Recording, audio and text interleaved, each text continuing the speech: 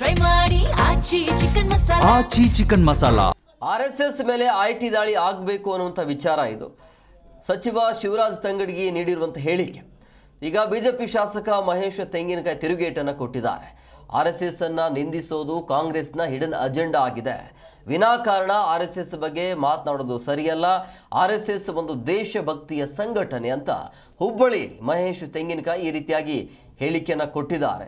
RSS ಮೇಲೆ ಯಾಕೆ IT ದಾಳಿ ಆಗಬೇಕು ಆಗಬಾರ್ದು ಅನ್ನೋದ್ರ ಬಗ್ಗೆ. ಈಗ ಕಾಂಗ್ರೆಸ್ ಅವರು ಹೇಳ್ತಾ ಇರುವಂಥ ಆರ್ಎಸ್ಎಸ್ ಮೇಲೆ ಯಾಕೆ ಐಟಿ ದಾಳಿ ಆಗ್ತಾ ಇಲ್ಲ ಅನ್ನೋದ್ರ ಬಗ್ಗೆ. ಇವ್ರು ಹೇಳ್ತಾ ಇರುವಂಥದ್ದು ಆರ್ಎಸ್ಎಸ್ನ ಟಾರ್ಗೆಟ್ ಮಾಡಲಾಗ್ತಾ ಇದೆ ಅಂತ.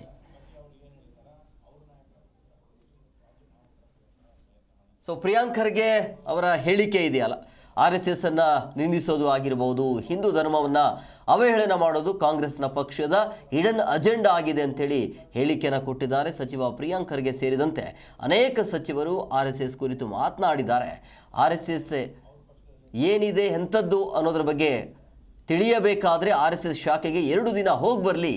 ಆ ಶಾಖೆಯಲ್ಲಿ ದೇಶಭಕ್ತಿ ಸೇರಿದಂತೆ ಏನು ಹೇಳ್ತಾರೆ ಅನ್ನೋದು ಅವರಿಗೆ ಗೊತ್ತಾಗಬೇಕು ಅಂತ ಹೇಳಿದ್ರೆ 2 ದಿನ ಆ ಕಚೇರಿಗೆ ಅಥವಾ ಆ ಶಾಖೆಗೆ ಭೇಟಿಯಾಗಿ ಬರಲಿ ಅಂಥೇಳಿ ಈ ರೀತಿಯಾಗಿ ಆಕ್ರೋಶವನ್ನು ಹೊರಹಾಕಿದರು.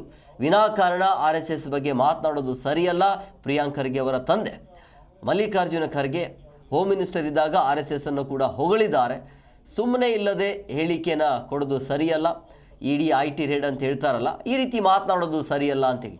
ಆರ್ಎಸ್ಎಸ್ ಪಕ್ಕ ಒಂದು ದೇಶಭಕ್ತಿಯ ಸಂಘಟನೆ, ದೇಶಕ್ಕಾಗಿ ಕೆಲಸ ಮಾಡುವಂತಹ ಸಂಘಟನೆ ಇದು. ದೇಶಕ್ಕಾಗಿ ಕೆಲಸ ಮಾಡುವವರನ್ನ ಹುಟ್ಟು ಹಾಕುವಂತಹ ಸಂಘಟನೆ ಇದ್ದರೆ ಅದು ಆರ್ಎಸ್ಎಸ್ ಅಂತ ಹೇಳಿಕೆಯನ್ನು ಕೊಟ್ಟಿದ್ದಾರೆ.